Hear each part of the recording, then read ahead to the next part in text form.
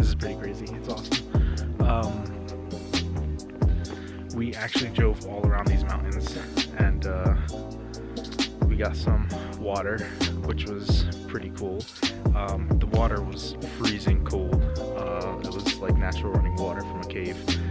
But this view is pretty cool, I will admit. And it is freezing outside, but it's beautiful. It's pretty cool.